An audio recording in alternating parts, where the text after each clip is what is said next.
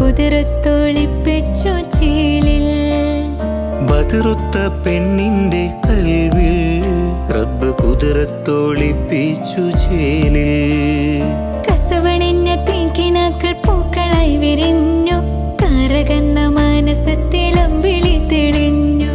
കസവണിഞ്ഞ തെങ്കിനാക്കൾ പൂക്കളായി വിരിഞ്ഞു, കറകന്ന മാനസത്തിൽ അമ്പിളി തെളിഞ്ഞു.